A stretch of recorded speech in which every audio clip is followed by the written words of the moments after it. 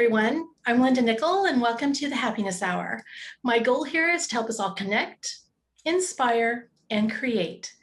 Every week, a new guest joins us to share a bit of inspiration, creativity, and tips on how you can improve your photography portfolio. Upcoming presentations can be found on my website at lindanickell.com. Under Happiness Hour, you'll find the links to my YouTube channel and our community blog. Erin Randall is here to help me monitor the stuff that goes on behind the scenes, and you can connect with her at admilyoracoaching.com. Say hello, Erin. Hello, Erin. And you got the name spot on right tonight. I'm very proud of you. Well, this is kind of becoming a joke, but I'm from Texas. I butcher everything, and Erin picked a really hard business name for me to pronounce. So I get it right maybe 1 out of 9 times. So yay tonight. Today's the lucky night for you, Warren. It's kind of embarrassing, Warren, but it's true. My guest tonight is Warren Simons. Warren is a collector of moments, a photographer that sees a world full of visual opportunities and surprises. Practicing the art of patience with a keen eye for design, Warren creates images with original compositions that allow his eye, mind, and heart to converge. Originally from New York City, Warren currently calls Alabama home. In tonight's presentation, Warren will share his images, his creative process, and he'll inspire you to practice the art of seeing. Welcome to the Happiness Hour, Warren. Thank you. Thank you very much. I am thrilled to have you tonight. So briefly, like I said, earlier when we were kind of informally chatting, you came to me by way of the Alabama photography club in, I believe, Trussville. Correct. And, you know, 2 of those ladies, one I think might have been the president, maybe the director of programs.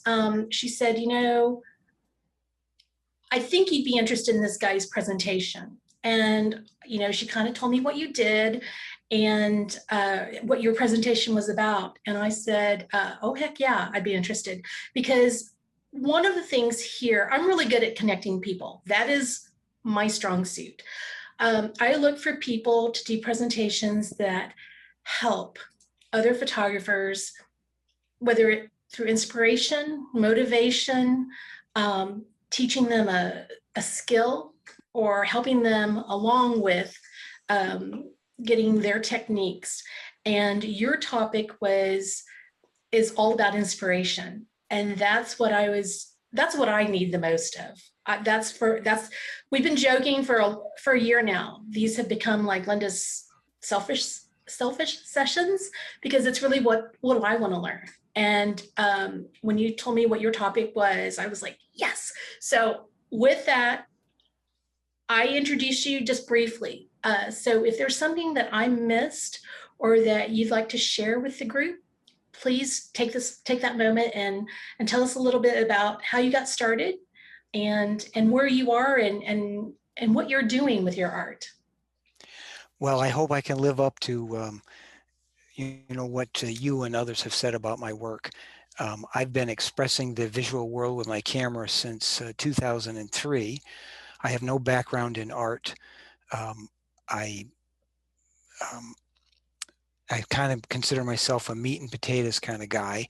I sort of stumbled into this serendipitously, and then it's turned into a really wonderful journey for me. And in the course of it, I got transformed both as an individual and as a photographer. So I hope to talk to you all tonight a little bit about show you some images and then talk about how that happened.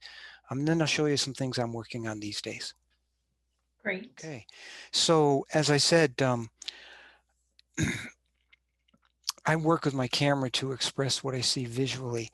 I think that this question of seeing is at the heart of really wonderful photography. And for me, that's where I've found the most joy and fun. Gear is fun, it's good. A good computer is good, but none of that helps like learning how to see. So what I want to show you tonight is a little bit of my work and talk a little bit about how I came to it. for me today, these days, seeing starts with my state of mind. Whenever I go out the front door or I'm somewheres and I've got my camera with me and I'm dedicating some to go out and do some looking, I try and slow down and relax. Most importantly, I try and turn off the internal dialogue that's going on in my head. Am I going to see a good image? Am I going to fail? Will I succeed? That's not interesting. No, I don't want to take a picture of that. I try and turn all that off. That's the internal dialogue. I try and turn off the external distractions, turn off my phone, and then just try and go roam about and see what I see. And the key for me is to stop thinking and start looking. And that might sound a little counterintuitive to as a way to see the world more clearly, but for me, it really works. I was reading an interview with Jerry Uzelman, who's a very good photographer. He does these fabulous photo montages that you have to go find him. Anyways, I was reading an interview and he said, I can walk around the block from my house in 5 minutes, but if I have my camera, it takes 5 hours. And that's the kind of seeing that, that I'm trying to practice. I consider myself a student of the process. If someone really presses me for a description of what I do, I don't tell them that I'm a photographer. In the traditional sense, I say I'm a contemplative photographer, and I'm working with a method of interacting with the visual world that requires that I slow down and really look. And if we stop this presentation right now, just telling you that the way that I find the visual poetry in the world is to slow down, relax, stop thinking, and just go look. I've given you the essence of what it is that I do, but we won't stop. We'll go on. Sometimes I'm out with my camera and in a dedicated sense. That is, I put a time aside, I grab my camera, I go out the door. But that's not always how it happens. Oftentimes, these little moments of perception happen when I'm in the kitchen and I'm putting away the tomatoes after I've come home from the grocery store, or I wander into the bedroom late in the afternoon and I see the way the light is playing on the wall in a shadow. I'm at a friend's house and I notice a glass on the table and the way the reflection is playing. I'm at work and one of my coworkers smokes and we're hanging images on the wall at this gallery and there are some clips on the table and he comes and he puts these two pieces down, the cigarette and the lighter, and all of a sudden there's this amazing little still life. I'm doing the dishes after lunch and I toss the ice into the sink, and just that tossing motion creates this very interesting swirl of ice that really resonates with me. I'm taking care of my neighbor's home while they're on vacation, and at 6 o'clock in the morning I run over there and lift all the blinds. And it's my golden rule never to leave the house ever without my camera, and I didn't on this morning. It was on my side in a little pouch. And when I stepped in the door, this is what I saw when I turned and looked left down the living room.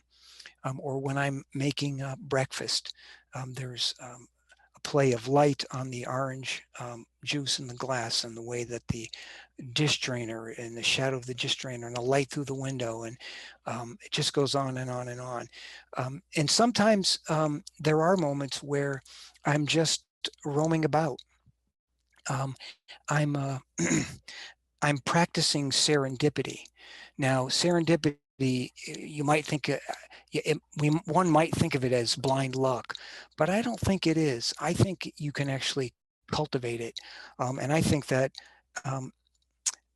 you can make it happen, and it flows out of being curious and exploring. So I'm out in the countryside, just driving around, seeing what I'm going to see. I have no intentions of seeing anything in particular, and a car goes whizzing by me on this dirt road and kicks up a whole bunch of dirt. And the way the light plays through the trees, I jump out of my car and take this image. Now that's serendipity, but that moment wouldn't have happened if I hadn't gone exploring. or I'm poking around in my neighborhood, and I decide to go up and just poke my nose in a window where I know there's nobody living, and I get this very surreal reflection in the window of of the street behind me, plus the window through the room on the other side. I've dropped my car off to have the oil changed, and I decide I'm not just going to sit and stare at the ceiling. So I start roaming around, and I walk down a back alley behind the garage, and there's this plastic material that's on one of the windows, and it's all bubbled up, and it creates this really interesting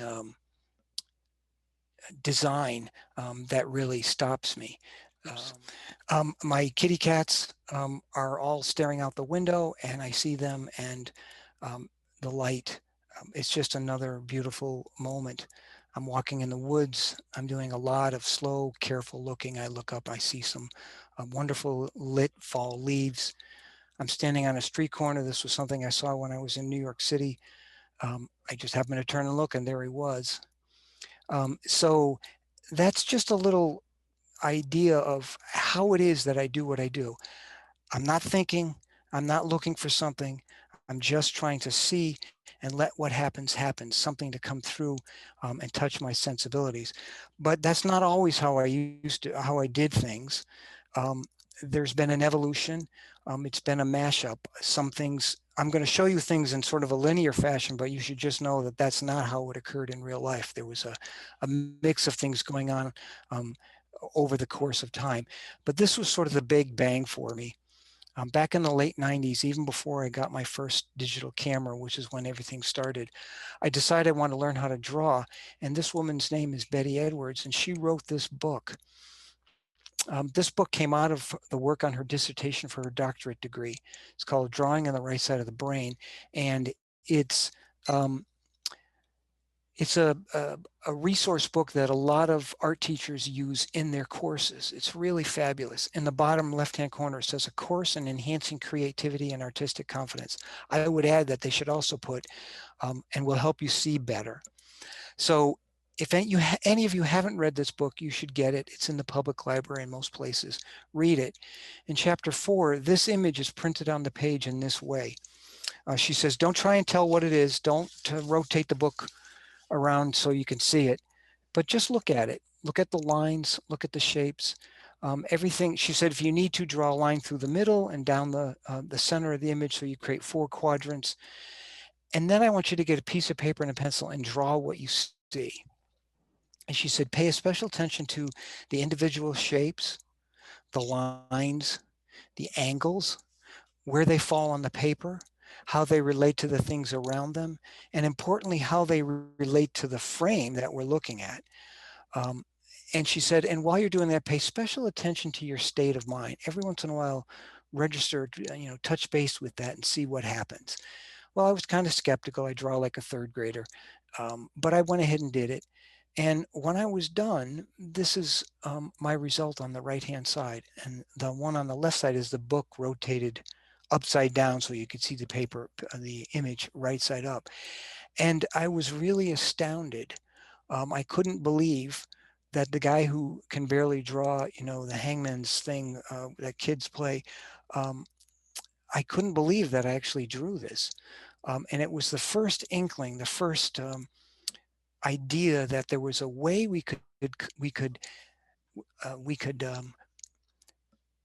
control or set up where our mind is at while we're looking at things. And she argued that there are 2 different sides to how your brain works. There's the logical, rational side. So when we look at images this way, we see a face, and almost immediately we start seeing the associations and the emotions and all the things that go into what we're looking at. And almost as immediately we stop seeing the special details, like the hanky in the pocket, or the way the flap of his jacket folds over the edge of the chair, or any of the other things that are here. And she said, when you're looking at things like this, you're actually accessing the part of your brains that deal with the visual and the perceptual, the nonverbal, the non-temporal, the holistic, the intuitive, the artistic side. And she said, as an artist, this is the way that if you can remember where you were when you drew this, that is, you forget all time, you forget all your worries. You're just really focused in a really sharp way on what it is that you're working on. And I'm sure we've all experienced this. This can happen. And so that was a really, really, really important shift for me. Sometimes things happen in my life that sort of changed the trajectory, and this was one of them. It didn't immediately, and we'll get to that, but in the long run, it really did. And I want to show you some before and after images. She does 4 and 5 day workshops. This image on the left is before, the image on the right is on day 5. And this is just a whole series of examples of how this is all worked out in her class. This is a fabulous book. All photographers need to read it and think about this. And you can even try it without getting the book. Just take any kind of picture, turn it upside down and try and draw and see what happens. Okay, so I got involved in a different project. I stopped trying to draw. I was 2 or 3 years involved in that really intensely. It wasn't art related. And then I decided, my wife and I decided to go on vacation, and I got a camera, a digital camera, my first one. Previous to that, I was just shooting images on vacation or when family came down. I wasn't very seriously applying myself to it. And almost on the first day that I got back home from being on vacation, I took this image on the way to work. It was a puddle. And I flipped it on the computer. I was learning how to use Photoshop. I did some enhancement of the colors, and I was just really taken with the painterly look. And when I get excited about something, I tend to be really, I wouldn't say obsessive, but I would just say that I'm really focused on it. And so for the next 4 or 5 months, I did nothing but roam around New York City on my way to work and home, because I would walk to work 30 minutes and come home, taking pictures of what I could see in puddles. And in particular, there was a great one in Union Square that formed every time it rained, and I took a series of images there. This was one of them, on a nice breezy day that created this really impressionistic looking image, something I saw while I was roaming around in Central Park, way up on the north side of the park. This was a steel plate in the roadway covering some construction work that was wet on a rainy, cold February day. This was the Empire State Building and a puddle on the 34th Street. I started posting these images on the internet on a website that I tracked down where other people were posting work. And someone said, well, this looks like pictorialism. And of course, I had to think, well, I don't know anything about pictorialism. What is that? So that started me down a little road of study. I learned about Alfred Stieglitz and the pictorialists, who were very big at the end of the 19th and early 20th century. They were working really hard to make photography as a fine art. Eventually, and pictorialism is where you take an image and you do something to it so that it looks, that it's something different than the original image. Stieglitz was a big proponent of this. He eventually rejected it, but it led me to all kinds of photographers. I looked at their work. I tried to get books that had their written word. And I also started reading what it was that Stieglitz was after and rejecting this and going on to straight photography. But there was a limit to how many puddles you can find in New York City. It's not like Seattle or Portland where it rains all the time. And so through this website, I found this, that of people who were posting photos, I found this Mylar paper, and I dry mounted it with very thin 2-sided carpet tape on this 1/2-inch foam board. I cut a 15 by 20 inch piece. Janice is holding the board so you can see how this works. But the way I used it was that I had the board in my left hand and my camera, which is a small Instamatic, like you can see, a compact, like you can see in my hand. And I would turn the board down, get a reflection in the board, and take a picture of it. And I spent 5 years walking around with that board, almost to the exclusion, complete exclusion of taking any straight shots. This was the first time I used it. It was at the Gates exhibit, the Jean-Claude Christo Gates exhibit in Central Park. This is how it looks when you're looking at the board and it's turned down. Everything's upside down.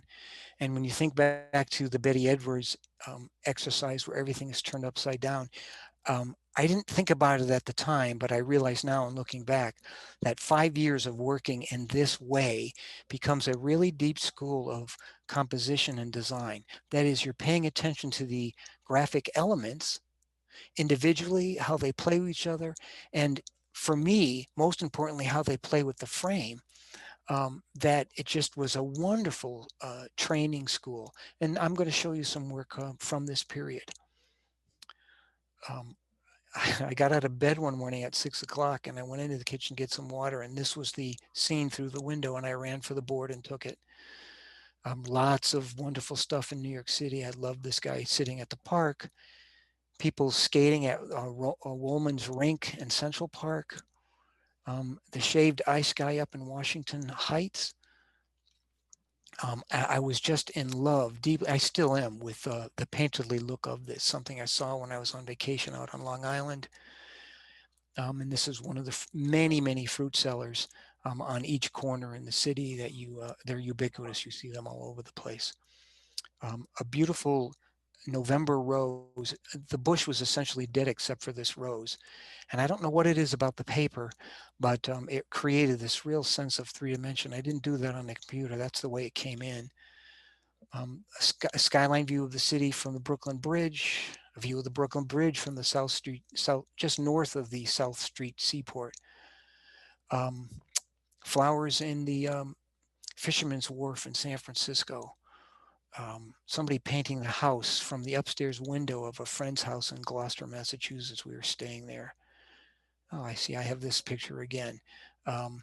So I did that for 5 years. And then as I was working with that, I'd also started reading some other things that had to do with composition and design, because I was fascinated by what I was seeing and how that was happening. The book on the left is a great book for that. Bruce Barnbaum is a fabulous photographer, and a whole part of this book deals with the art of photography, how line, how form, shape, color, texture, all of those things come to play in creating really expressive images. And Freeman Patterson is another really wonderful photographer who talks a lot about the art of seeing. Those 3 books had a big impact on me, but there were other things that I was reading at the same time. Brooks Jensen edits the Lenswork magazine and their whole website. Fabulous stuff. This book is his editorial comments at the beginning of each issue of his magazine, chock full of essays on photography and the creative life. There's very little techno speak in there, and lots of discussion about art, creativity, photography. In addition to this book, he wrote 2 others. They're called Single Exposures 1 and Single Exposures 2. Same sort of discussions. They're fabulous. Art and Fear by David Bales and Ted Orlando, another really wonderful book. All kinds of artists read this book, and it's a good one for photographers to look at. And Robert Irwin, who's a once upon a time an abstract painter who eventually gave up the canvas and started doing these amazing installations. Talked a lot about seeing and forgetting the names of things that one sees as a way to see the world in a new and kind of different way. And it got me thinking about design and how the graphic elements that are in the visual world, I kept seeing them again and again. This was a staircase, an escalator that I saw at the airport in Seattle as we were flying out one day. Something I saw from a balcony. This kind of, it's somebody mentioned to me that there was a real formalism to these images. So I had to go and look because I don't know what that means. I didn't at the time. And it has to do with where form in the visual world takes priority over subject matter. It's about the visual nature of something as opposed to its narrative content or its relationship to something you know in the world. And I see this a lot. It comes up again and again and again. And I wanted to show you this little sort of subset of images because I think this most strongly represents that little aspect of the evolution that I've been going through. And as I look through all my other images, I see this in all kinds of stuff. And I know that in part it flows out of that work for 5 years of looking at everything upside down. You know, just working, thinking, reading, studying. You know, as photographers, it isn't just about pressing the shutter button. It's not about just dedicating to go out and look at something, but it's about studying, looking at other people's work, thinking about it. You don't have to have the camera to be working on seeing. Lots of just interesting stuff that keeps jumping out at me. Okay, so this was another really important book for me. It's by Alexandra Horowitz. She's an animal behaviorist at Columbia University. And she wrote this book, Unlooking, A Walker's Guide to the Art of Observation. She previously wrote a book about taking walks with her dog and how her dog sees the world, because she's an animal behaviorist. And then she decided to do it with humans. She took walks with biologists, bug people, typographers, doctors, and they all had a different take on the world as they walked around her neighborhood. And that's how they did it. They just went for walks in her neighborhood. And she wrote this wonderful book that describes how each one of them interacted with the world. And she said they all had a special way of filtering what they were looking at. And she said that psychologists like to call that selective enhancement. That is, you come to recognize there's a part of the world that you maybe hadn't previously looked at and thought about, and you can come to recognize that. And that was an important little nugget of wisdom. But she said the most important thing, the best walk that she took was with her 18-month-old son. Now, this is me and my cousin Annette, and we're about 18 months old. We were born a month apart. And she said the way that she said children are the true visual explorers in the world, and it's because they don't know what anything is. So everything is new, everything is fresh. They want to go and explore, look, touch, interact with everything. She couldn't get down the block with her son without him being stopped again and again and again by the angle of the sidewalk and the texture of the manhole cover and the fire engine that went racing by. So she said, if you want to take anything from this book, make sure that you try and see the visual world like a child does. You know, think about it. You go on vacation and you everything's new to you, and then you're there for a week and it all stops being new to you, and everything starts to disappear into the background. Okay, so here are some images of things that I think demonstrate this selective enhancement thing that I've been talking about. This is just, I've come to learn that the trash in the street, especially after it rains, can be really fabulous. And I go and look there all the time. I know that, and there's a human form here that I saw. And once I became aware that there was a human form in the trash in the streets, I started to see it everywhere. So I see it now all the time. I just can't stop seeing it, whether it's in a stone face on a beach or in a smashed can in the middle of the street. It just keeps happening again and again. And I'll come back to this thing about curiosity. So in my neighborhood, there's a beautiful little park down the street with some trash cans in it. And on this rainy day, I decided to go poke my nose in it just to see what I would see. And there was this really interesting image of the pull of the bag and the water droplets and that little bundle of trash at the bottom of the can. And so I know that I'm always looking at trash cans. I'm at the beach. I see a little flash of light off to my left. I want to go up there. I want to look at it. I've come to trust intuitively that little snippet of something that calls my attention. I become sensitized to it, and I go and investigate, and stuff happens. I'm outside roaming around after a rainstorm and looking at the windshield of my truck, and I see this leaf playing on it, and I know that this is this kind of roaming around results in those kinds of images. I know that cars have a fabulous properties of reflection, and I never get bored when I go to the grocery store or go shopping. If my wife is going in, I'm like, go ahead, you know, take your time. I'm roaming in the parking lot. And I've had people come up and say, well, so what are you doing with my car? And I'm like, well, take a look. And they're like, wow. I just love cars. They're a really wonderful subject matter. And store windows. It isn't always what's inside the shop This was a mannequin inside the store, but the reflection of the street created this very surreal moment when I went by and looked and was just gobsmacked by it. And other times when you're looking in the store, you see interesting, fabulous things. And in this case, there was something melancholy about it that really grabbed me. So I took that image. Here's another set of things that I studied and read. I was searching on Amazon for books, how we seeing, just trying to use search words. And this book in the upper left-hand corner came up, The Practice of Contemplative Photography, Seeing the World with Fresh Eyes. And I thought, oh, that sounds interesting. So I bought it and I loved it, just loved it. The essence of, and then these other three books are other books that the Metzger Institute, who publish all these books, have put out there. Metzger is a Tibetan word for the good eye. It's run by Michael Wood and Julie DeBose. They have a website with lots of videos that you can watch that give you a sense of what their method is.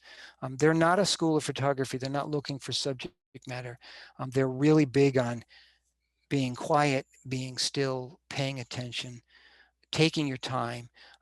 Michael said that practicing in this way sets up the conditions for visual revelations, for developing a sensitivity to perceive and appreciate the daily visual miracles that are right in front of us. I took workshops with them. It's been a very valuable component of learning how to see, tied in with everything else. And like I said, this didn't happen linearly, but it was going on all the time. And every time something happened and I read something, it created more threads and more threads. I've become, as much as practicing with the camera, which I do every single day, because hey, if you want to get good at something, you got to practice it all the time. And that's why my camera is on my hip all the time. It reminds me to look, and then when I see something, I can actually take it. But it's just, I forgot where I was going with this. Okay, well, anyways, so these books are fabulous. I took workshops with them and studied with them for 4 years. And I want to show you some work that's come since working with them. I spent a whole week looking at these leaves in the tree against a blue sky background, and it was wonderful. Really enjoyed it. And I came out one morning to very strong disappointment to see all the leaves had fallen out of the tree all at once. And I went over to the bird bath, and there was the best image of the week. I was on my way to a drawing class, and it was a foggy morning. I was pulling into a art gallery down in Troy, Alabama, and this stain on the wall really caught my eye. It looked like a waterfall. Lots of roaming around on the gorgeous Florida beaches early in the morning. A little something I saw at the public library downtown. These are things I'm not looking for. I'm just moving through the world, and I'm trying to pay attention, and I'm trying not to get too worked up or too tied into overthinking stuff, and just letting my eye see what's there.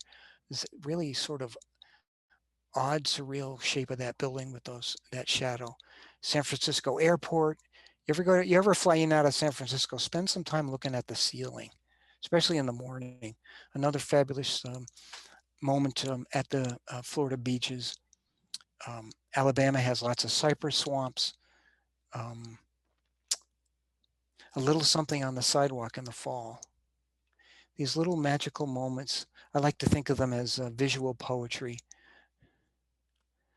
Something I saw in my living room day when I was roaming through. It's just there was something about the way this had a sense of, I don't know, it was emotive. Sometimes wacky, totally whimsical things happen when you're out for a walk. It's just on and on and on. It's been a really fabulous process for me. And I want to come back to this idea that I was kind of a meat and potatoes guy. I didn't have any art background when I was growing up. I didn't grow up in a family that found any interest in that or transferred that to their kids. And I feel so lucky and fortunate to have discovered this in my adult life. And it all started by buying a camera to go on vacation. And then serendipitously, all these other things that I've been explaining to you. I left my camera at my sister-in-law's house a couple of weeks ago, and we had to run back up there the next day. It was early. We met halfway between there and here in Birmingham. We met halfway south of Birmingham. And while we were waiting for them, I saw this little flash of blue across the parking lot. So I walked over and saw this. A friend invited us to come and walk her property while we were living in Troy when we first moved to Alabama. And there was a berm across the middle of her ponds. And as I was walking across it, I could almost feel the coming together of this image. You know, you can study graphic design elements. That's really important. And you need to study it and know it in your bones. And then you sort of need to forget it. Somebody quoted Jimi Hendrix as saying, study everything, learn everything, forget it, and play. And I think that's really good advice for those of us practicing photography. Wonderful visual moments. Let's see, hang on one second. I just want to make sure this isn't, nope, it's not. This is really light and shadow at its best. A resting murmuration. We're out going off to Costco, and these birds were circling overhead, and Janice and I were both like, wow, look at that. And then they just lighted, settled onto this power line. We pulled over, jumped out of the car, took a picture, and 2 seconds later, they all flew away. Okay, so those are some of the things that have come to play in creating how I see the visual world. But there's more to it, and I want to really encourage you to think about this. On the left is a book called Drawing from Observation by Brian Curtis. He doesn't draw from memory or from whatever comes out of his brain. He looks at things, he draws what he sees. Mitchell Albala works in a very similar sort of way with landscape painting. And Joseph Albers was an art instructor for a time at Yale University. He wrote this very important book on the interaction of color that I've read. And all three of these things, these are non-photographic artists who have a lot to say to us. And it's way more than just these guys. Painting, sculpture, poetry, the written word, music, literature, fiction, all of that. It's really important to spend as much time as you can with all of that, because those things will they have, for me, come to influence and inform how I see the world and respond to it, and the kind of pictures that I take. And so I consciously thought this and decided I was going to take an art class, and I did a couple of years ago. A wonderful art teacher here in Montgomery, Alana Hogler. And these are some things that come out of that class, some drawings, some pastels. Boy, I'll tell you, you want to practice learning how to slow down and really look. Try drawing or painting from observation. The nuances of that light playing on the chair, the shadows on the floor, the light that was playing on the floor here, and the texture of the wood as it was running forward, the light and the dark, a cereal bowl that I was trying to paint on the counter, or some peaches. All of this has been a really fabulous exercise and expansion of practicing the art of seeing. So it isn't just go take some pictures on Saturday morning or run up the road and do this and take some pictures of that, but it's more, I'm not a photographer. I'm trying to live the life of a photographer or an artist, and that's all encompassing, and it's fabulous. Oh my God, I can't imagine where I would be now if this hadn't all happened.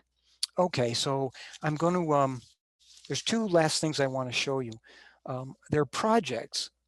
A couple of years ago, so as I've showed you, everything before this are one-off standalone moments of seeing that come out of this slow, careful, calm, quiet looking. It's almost meditative working in that sort of way. And there are a number of galleries and exhibits that are very interested in your projects or your portfolios, and there's nothing I have that I could pull together in that sort of way, not as intensely as they want it.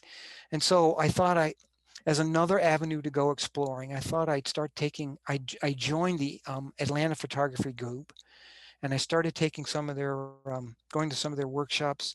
They're very big. A number of those photographers are very big on, they're fabulous on projects and portfolios, and they do regular monthly portfolio reviews. And I started going to them, and then I submitted a couple and got really great feedback on why those portfolios didn't work. And then serendipitously last summer, I decided to spend $25 and support a friend's gallery out in Seattle, the Photographic Center Northwest. $25, you shoot for a weekend, you send them 5 images, they take one and they post it on the website during a virtual reception. And then they have a fundraiser afterwards and try and sell the images. And I found a patch of canna lilies in my neighborhood on a piece of property that's abandoned.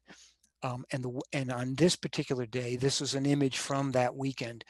There was filtered light coming through the trees that were overhead, and it created this really fascinating contrast of light and dark, and those wonderful ribs and shapes and that are going on in the canna lilies. And I was hooked, and I spent the rest of the summer going back here 3 or 4 times a week, and all of this work is from that.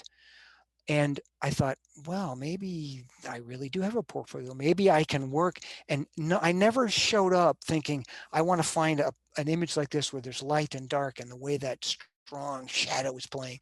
I just showed up. And whether it was raining or there was sunny or there was filtered light or it was cloudy, I just saw what I saw and let it interact with my sensibilities, trying to get out of the way of everything that was there.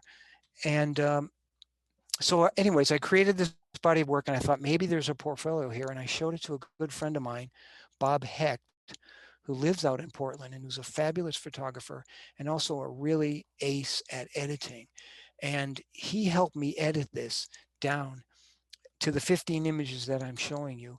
And then I decided to submit it to Lenswork. Bruce Jensen, for a nominal fee, will review your portfolios and send you a video telling you a little bit about what he thought about it.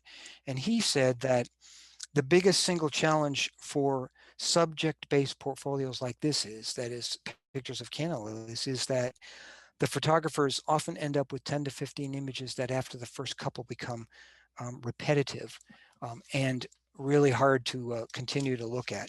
He said that in this project, he thought that every time he saw a new image, he got a different emphasis of line and form and light and shadow and contrast and pattern and 3-dimension and texture. He said every one of them was a little bit different from all the others. And he could look at each of these images and get a little more different information. And in his mind, this project grew as opposed to becoming boring and repetitive.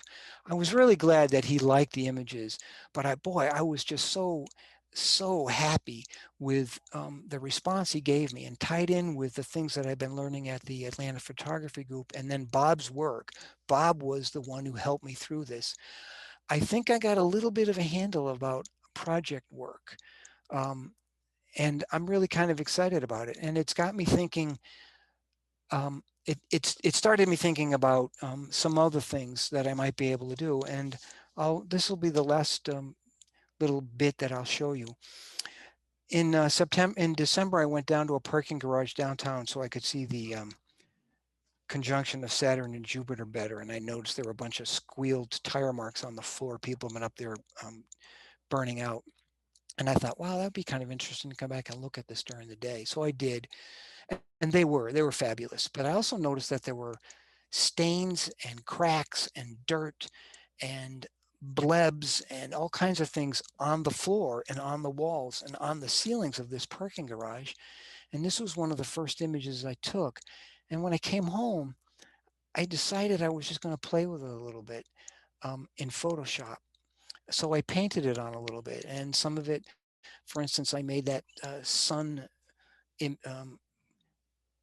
that little piece of the image that looks like the sun. I sort of rounded that out a little bit in Photoshop, and I painted on this. And I was like, wow, I really like that. you know, I was talking with my wife last night about this, about the presentation, and she said, well, you've actually come sort of full circle, haven't you? You started out with the puddles and the mirror board and that painterly look, and now you're back to painting on your images, but in a different sort of way. And I think she's right. So here's some images, and these are the before and after. This was before, and this is what it looked like after I worked in Photoshop. And the things that I've learned, especially from the painters, and for instance, that upper portion of this image, here it looks pretty flat. But if I lighten that area and keep the area in the front dark, it creates a very strong sense in my eye of 3-dimension. So the things that I've learned through drawing and painting and looking at them and reading about what they have to say have come to play in this work. Wonderful crack with this little bleeding bleb of, I don't know what, and I painted on it in the digital darkroom. Something that was in the ceiling, it was a beam. And I took it home and I cropped it up a little bit, and that's what it ended up being. I wasn't sure about this one, but I really loved the texture. But of course, then when I got home and I actually started painting it, I thought, I really like this one a lot. I can't wait to actually print this up and make it big so I can see all of that wonderful grainy texture of the cement and also the rocks that are embedded in the cement. This was moss on a stone, on a concrete block that I fiddled with and gave it a little Starry Night look. This one I flipped and painted on it, and this one really messes with my head. When I look at it, I can see the water coming in, but if I look at just the edge of the line and then the brown, I see a sort of far off skyline, mountain line. So I'm bouncing back between the beach and the mountains, and I really love it. And this is another concrete block that I took home and painted up and thought it looked like crashing waves. I don't know where, I know for sure that someday I'd like to print those canna lilies, get them framed, matted and framed, and exhibit them. But I'm not so sure about where this is going. I'm still playing with it, and I'll continue on with it, and we'll see what happens. But all of this has been a fabulous journey of exploration and study, lots and lots of study. I've actually, for me, the last almost 20 years have been just this nonstop process of studying and looking and thinking, and doing more and more of that, as well as trying to apply it as I go out. I'm learning stuff, growing, evolving, and and you know, boy, you learn so much when you read what other masters in all of these fields have to say about different things. And they are chock full of nuggets of wisdom that you can apply to your own life. And in the course of doing that, you can actually transform how you see. So I'm going to wrap it up here. I got 2 more images. This is Bart, Bill, and Freddie. And they say, don't believe for a single second that curiosity will kill you, because it won't. It's fabulous. It will take you wonderful places. And you never know when you're going to take some interesting selfies. So that's all I got. That's wow. Okay. All right. So this is probably one of the first times that I don't see questions in the chat. And that's not a bad thing. It's just it's a scary thing. No, it's kind of, no, this is a really good thing. Me personally, I'm sitting there going, I love that you were showing so many images as you were going through, and you didn't necessarily stop and explain what each one was, but each one represented a moment that I would have walked by, wouldn't have seen it, wouldn't have looked for it, wouldn't think to look for it. And as you were going through, I'm sitting there going, you need to slow down, Nickell. You really need to look.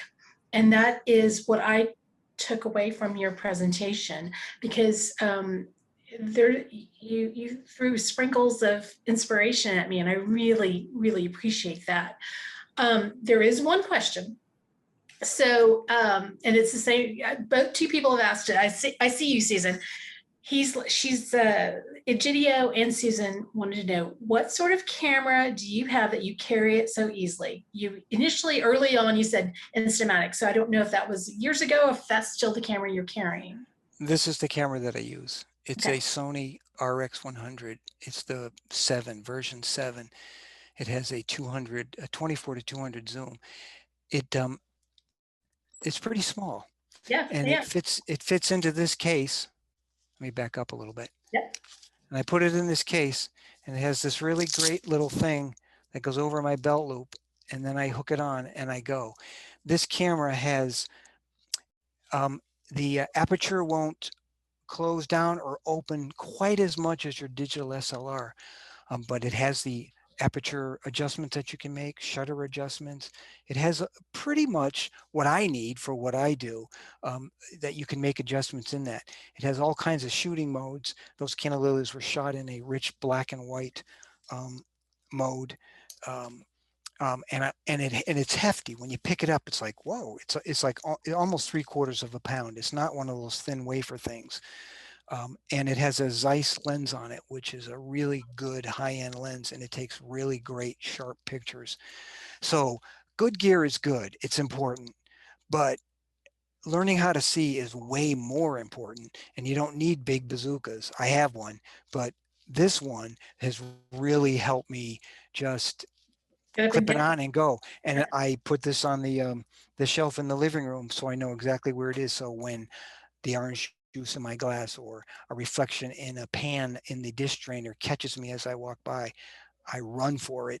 I know where it is. I don't have to think, because sometimes these things are fleeting. How many times have you seen something and you run to get your camera, you come back and it's gone? Right. The other thing I wanted to say, Linda, and it was in relation to what you just said, and that is, I read poetry, a lot of poetry. I think it's fabulous. I read books on how people write poetry, and I'm not talking about poetry that you need an encyclopedia or a dictionary to understand. I'm talking about good, accessible poetry. One of my favorite poets is Billy Collins. And if you haven't ever read any of his work, read it, or go to the internet and listen to him, because he does some readings. He's fabulous and he's so funny. Anyways, he has a poem and he talks about his vocation. And he said, my vocation is keeping an eye on things. As a poet, that's what I do. Isn't that true for what we do? Keep an eye on things. Yeah. See the things that most people don't. Show it to them. Let them sort of hopefully revel in the same sort of joy that I experience when I have those moments. Um, uh, that's what we do. That's who we are. That's who we can be. And that's what I try and do. Well, I think you're doing it. I think you passed try a long time ago. I think I went through your website. And that's one of the things that I do. I love reading looking at their pictures on their websites. Instagram is great. It gives a sample of, their everyday stuff and what they think is their best stuff that they want to show. But the websites, a lot of people don't take the time. So if you guys think the stuff he showed you in this presentation was good, go look at his website. Bridget has a kind of a question. She says, your photos are truly art. I'm curious, if you were to travel somewhere, let's say for a vacation, would you continue to primarily engage in this type of visual art, or would you also photograph more typical images of landmarks or the location? Well, when you go somewhere is really cool, you want to take pictures of the landmark locations. You want to come back with a little travel documentary of your trip. But my wife and I have this running joke. She mostly takes the pictures of the Leaning Tower of Pisa and those sort of things, and I'm over there in the looking in the trash in the can or the curb or the way a crack in the wall is playing.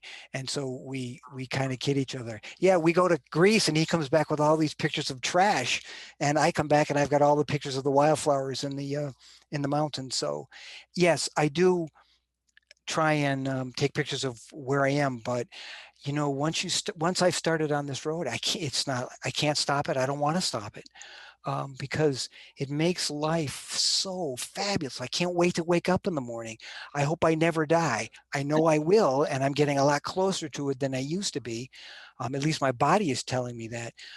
But dang, I'm going to try and, stretch that out as long as I can, because it's just too much fun doing what I'm doing. So, And that's what I mean, well, some of us, some of the people in this room do it for a living, but some people like me, I'm doing it for fun, and that's it's our adult toys, you know, to keep ourselves entertained, and and as long as you know you're doing it for yourself, the the opportunities are endless, just stepping outside your back door. So I'm completely relating to what you're saying.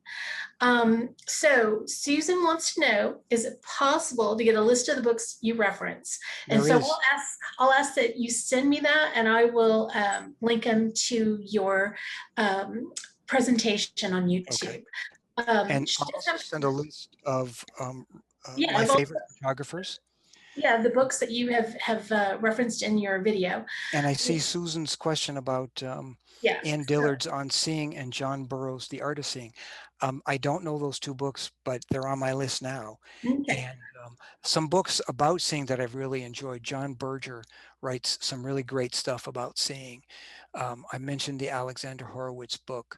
I've read Henri, The Art Spirit, which is a really great book on art in general. And anyways, I'll send you that list. I'm looking at some, I'm not seeing any other questions. So if I've skipped a question, guys, I'm so sorry. But I'm going to read a couple of comments because, wow, did you generate them? Elaine says, absolutely love this presentation and melding the ideas of traditional photography and art. Also really appreciate the book references. The idea of seeing graphic images and everything around you is exactly what I gravitate towards when I have my camera in hand. And thank you. Excellent. That was really cool. Thank you, Elaine. Thank you. Let's see, John Chitty, fascinating. I'm truly inspired. Your work is inspirational from Egidio. There are some really nice comments in here, Warren, and I'm going to give you that chat. So it'll give you that, okay, pat on the back that I can't do for you. But it's a great when you come in and you show your work and you know that you love it, but when it resonates with other people, it really just kind of fires you up to go out and shoot more, I hope. Yep, it does. Yeah. And you know what? I have to be honest with you. So if I had fallen flat on my face here today, okay, I fell flat on my face and I picked myself up, but I still have this and I still have these. And most importantly, I have this and I have this, and that connection, heart-mind connection that keeps happening. So I really appreciate all of your comments and wonderful comments and responses. I'm really glad you liked the presentation. I really love doing this work. I love this seeing, and like I said, it's really it's something that transformed my life. I had no idea that this is where I would end, especially since I didn't think I had an artistic bone in my body 20 years ago. I think that I think that went away a long time ago. So I think you need to embrace that you have more than just one or two bones that are artistic. Thank you. Susan is curious what your day job is. Well, I've done a number of things. Before I started working with the camera, I worked in for about 15 years of my adult life. I did a bunch of odd job factory jobs. I bounced around. My last job, I was a baggage handler at a Newark airport, throwing bags for a living for about 6 years.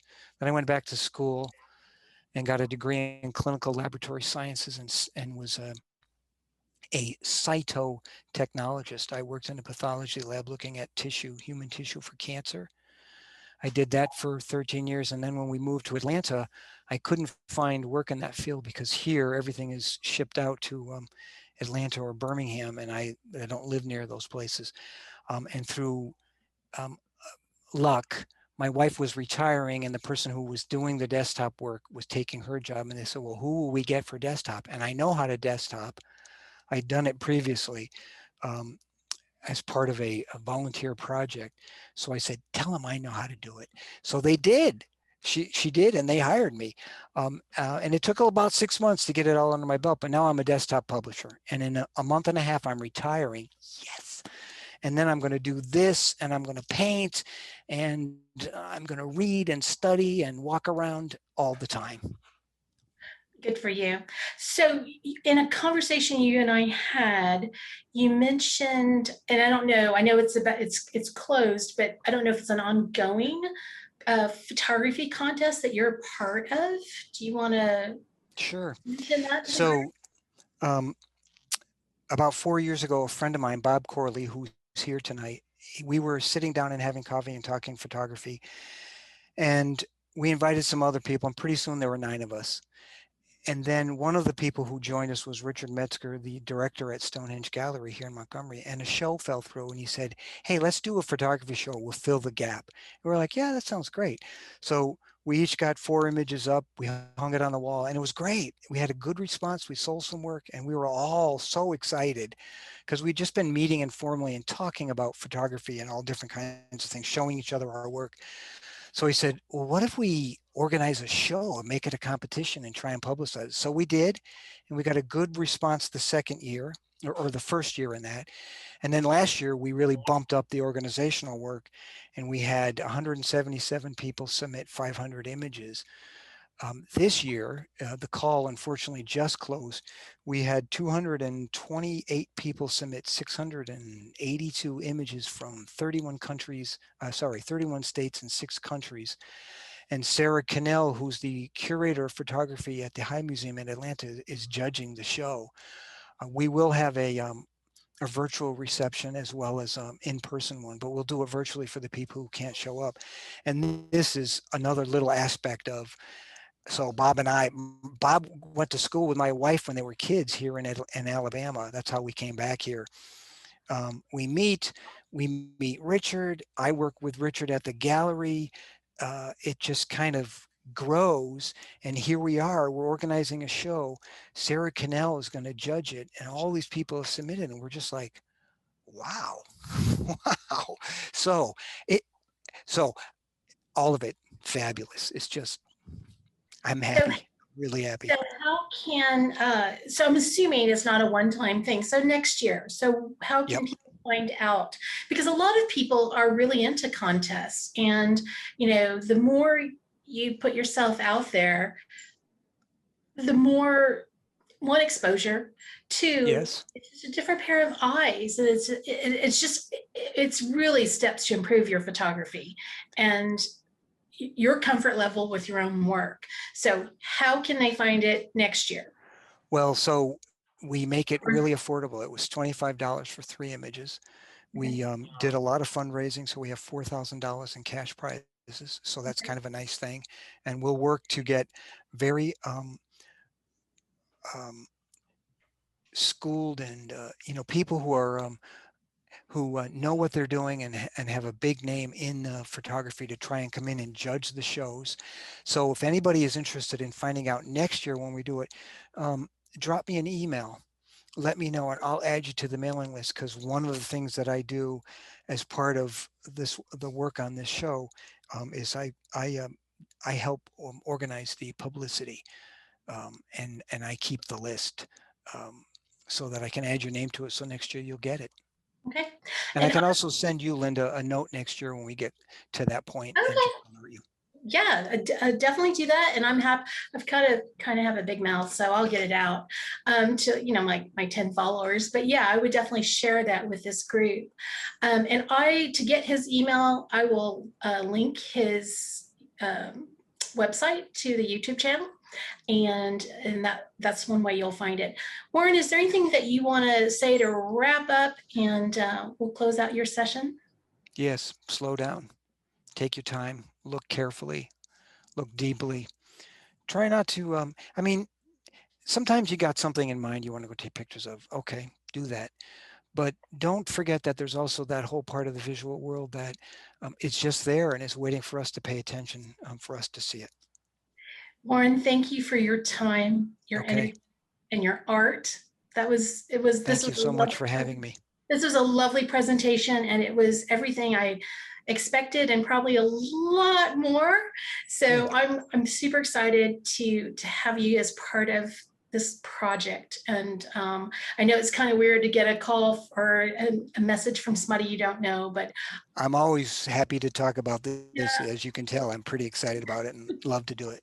So thank you. Thank you. All right, guys, you can connect with Warren at warrensimonsphotos.com. And if you're on Instagram, please give him a follow at Warren Simons Photos. So there's something I want to say before I really close this out. A few weeks ago, Brenda Petrello was here and she started a podcast, and she posts one every Tuesday. She's got her 4th episode up. So if you're into landscape, nature, or maybe just prepping for getting ready for those trips, check her podcast out. You'll find it under outdoorphotographyschool.com. Okay, next week, Ben Cowan, who attends most of our meetings, he and I had a little chat, and he does a lot of underwater photography. So I asked him if he'd come and do a presentation on that. So he'll be here next week as a presenter for underwater photography, an introduction for landscape and nature photographers. So until next time, go out and create something beautiful, and I hope that we see you again soon.